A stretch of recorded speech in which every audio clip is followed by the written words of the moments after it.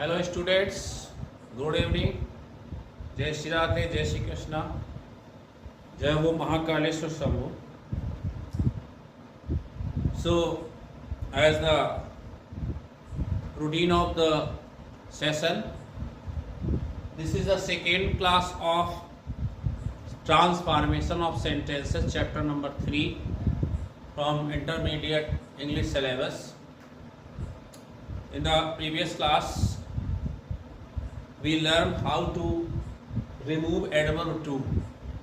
remove adverb to अर्थात पिछली class में हमने क्रिया विशेषण टू का विलोपन पढ़ा था। किस प्रकार से T22 एडवर्ब टू को हटाकर उसकी जगह सो और इन्फिनेटिव की जगह that plus according to subject pronoun का प्रयोग करके कैन नॉट या कुड नॉट लगाते हैं। आज हम उसी की अपोजिट क्लास पढ़ेंगे। इस क्लास में हम पढ़ेंगे यूज ऑफ एडवर्ब टू। कल हमने पढ़ा था रिमूवल ऑफ एडवर्ब टू, क्रिया विशेषण टू का विलोपन यानी उसको हटाना। आज हम पढ़ेंगे यूज ऑफ एडवर्ब टू यानी क्रिया विशेषण टू को लगाना। तो ये रिमूवल ऑफ एडवर्ब टू की अपोजिट क्लास है, कहने वाला अपोजिट क्रिया है। इसमें उस जगह जहाँ से हमने एडवर्ब टू को हटाया था उसी जगह वापस हमें एडवर्ब टू को रिप्लेस करना है और इन्फिनेटिव टू को can not that dot dot can not की जगह रिप्लेस करना है। So I hope that you enjoyed the last class and last session and you also solved the exercise without any hesitation, any difficulty. So let's start the class without any delay. At the name of हर हर महादेव। तो rule number first में दिया गया है, class number 2 है, use of adverb to, क्रिया विशेषण to का प्रयोग। और कल की जो क्लास थी उसमें हमने पढ़ा था रिमूवल एडवर्ब। रिमूव मतलब हटाना, यूज प्रयोग करना। तो रूल नंबर फर्स्ट में इसमें बता रहा है कि ये रिमूवल एडवर्ब टू की अपोजिट क्रिया है। एडवर्ब टू को हटाने की विपरीत क्रिया, अर्थात इसमें हम क्रिया विशेषण टू का यूज करेंगे। रूल नंबर 2, यदि सेंटेंस में so dot dot that plus pronoun according to subject दिया हो, इसके बाद कैन नॉट या कुड नॉट दिया हो, तो ट्रांसफॉर्म करते समय सो के स्थान पर एडवर्ब टू लगाएं।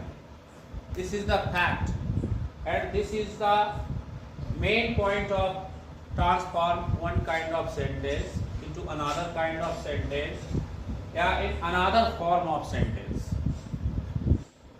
सो की जगह टू को रिप्लेस करेंगे तथा that dot dot can not या कुड नॉट के स्थान पर इन्फिनेटिव टू का प्रयोग करेंगे।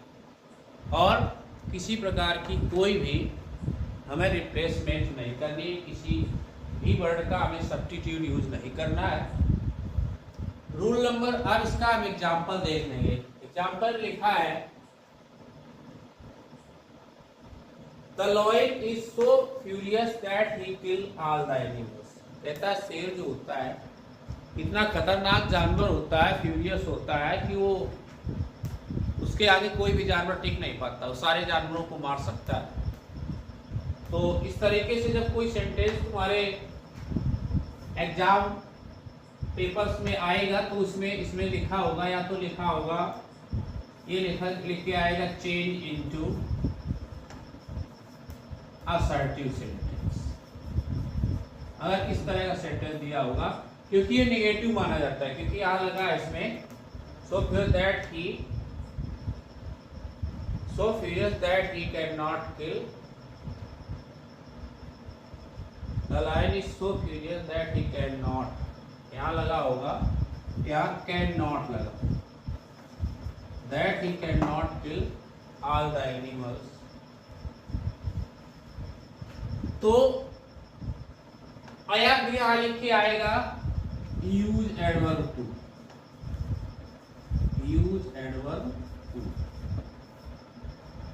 या लिख के आएगा ट्रांसफॉर्म द सेंटेंस। तो एग्जाम्पल इसको जब हल करेंगे, इसका आंसर लिखेंगे तो कहीं ना कहीं आंसर होगा द लाइन इज 2 की जगह हमें एडवर्ब सो की जगह हमें एडवर्ब 2 लगाना है, रिप्लेस कर दें। कल इसकी जगह हमने इसको लगाया था, आज इसकी जगह उसको लगाना। The line is too furious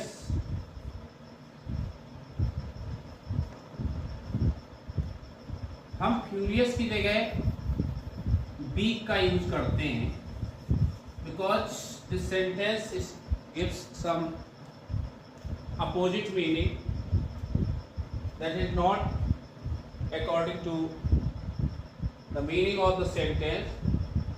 So I change the word of adjective weak in place of furious. The lion is so weak that he cannot kill all the animals.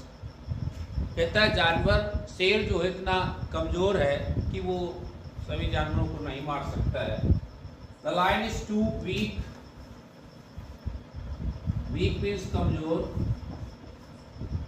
अब ये जो दैट से लेकर और कैन नॉट तक लिखा है, इसको हटा के इसको रिप्लेस करेंगे एट इन्फिनेटिव टू की जगह। इतना हटा के हम टू लगाएंगे, बाकी यहाँ किल से जोड़ देंगे तो किल all the animals, that's all. The lion is so weak that he cannot kill all the animals. शेर इतना कमजोर है कि सारे जानवर नहीं मार सकता है। इसको असर्टिव बनाए तो बनेगा the lion is too weak to kill all the animals. शेर इतना कमजोर है कि वो सारे जानवरों को नहीं मार सकता है। इनका अर्थ सेम निकलता है। ट्रांसफॉर्मेशन का मतलब ये है to change one kind of sentence into another kind of sentence without changing its meaning is called transformation of sentences. इसमें वाक्य का अर्थ नहीं बदलता, ना टेंस बदलता है, इसमें टेंस का ओनली रूप बदलता है।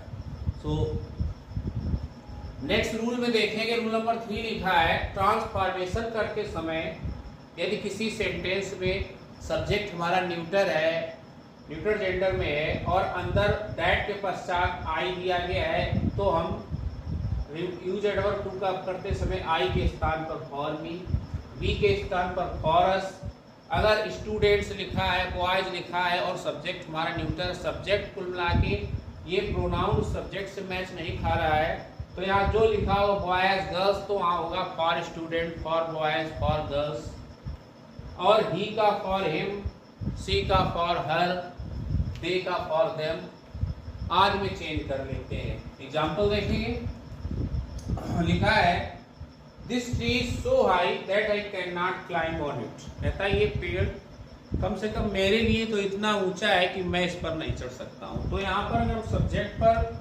थोड़ा ग्लांस करेंगे, नजर डालेंगे तो ये न्यूट्रल ट्री जो है, ट्री न्यूट्रल है, विज्ञान में उसको सजीव मानते हैं लेकिन इंग्लिश में न्यूट्रल जेंडर में आता है तो, और इससे मैच भी नहीं खा रहा है आई से। अगर यहाँ भी आई होता, यहाँ आई होता तो ये रिप्लेस हो जाता, कुछ न रहता, टू लगा के जोड़ देते।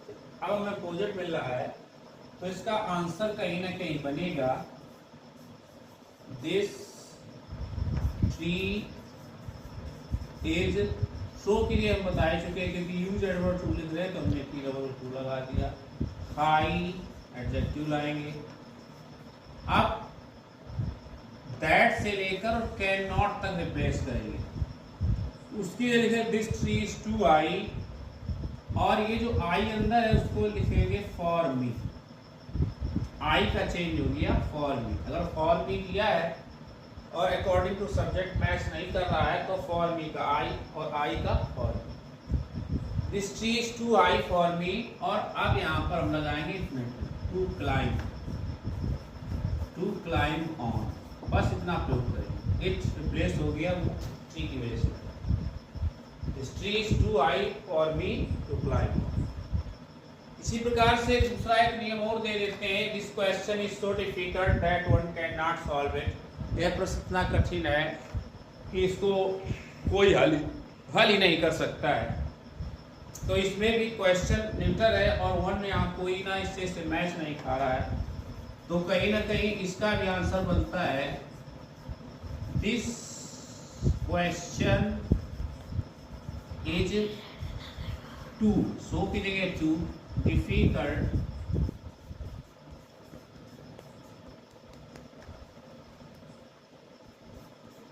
To.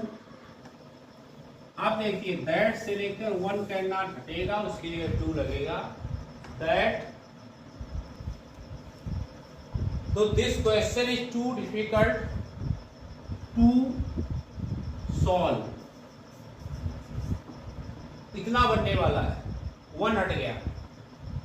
This question is too difficult to solve, यह प्रश्न हल करने में बहुत ही कठिन है।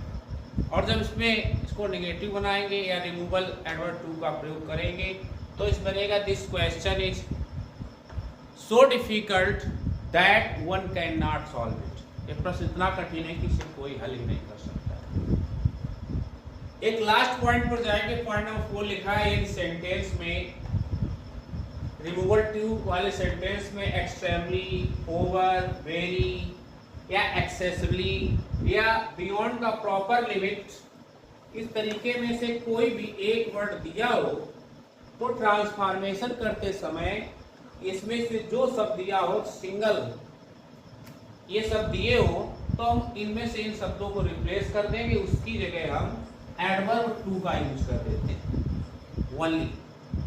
एग्जांपल देखेंगे, your brother is extremely naughty लिखा है, कहता है तुम्हारा जो भाई है वो बहुत ही शरारती, एक्सट्रीमली मतलब बहुत ज्यादा, या यहाँ लिख के आ सकता है your brother is very naughty, तुम्हारा भाई बहुत शरारती। अर्थ वही है, your brother is excessively naughty, your brother is naughty beyond the proper limit, तुम्हारा भाई जो है सीमा से ज्यादा, सीमा से बाहर, कहने मतलब बहुत ज्यादा शरारती है। और जब इसको हम रिमूवल यूज एडवर्ब टू में ले जाएंगे तो ये बनेगा योर ब्रदर इज एक्सट्रीमली की जगह में एडवर्ब टू लगा देना है, your brother is too naughty, that's all.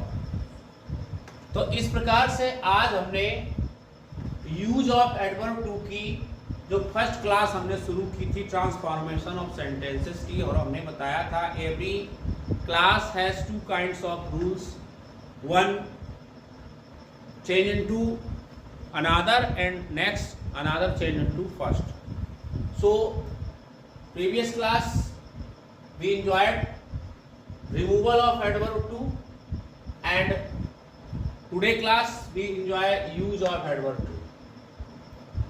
Next class we read, I will inform you that interchange of the degrees of comparison.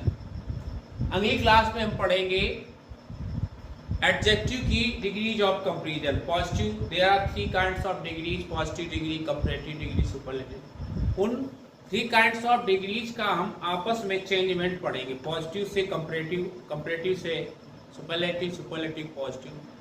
तो 3 प्रकार के रूल पढ़ेंगे। तब तक के लिए इसको नोट डाउन करिए, क्लास को एंजॉय करिए, और इसके अलावा इसकी एक्सरसाइज जरूर सॉल्व करते रहिए और हमारे साथ जुड़े रहिए, because hard work is the key to success, but hard work is become या बी माइंडली। सफलता, कठिन परिश्रम सफलता की चाबी है, लेकिन कठिन परिश्रम बुद्धिमत्ता पूर्ण होना चाहिए। With these words I will and my speech. जय हिंद, जय भारत, जय श्री शंकर।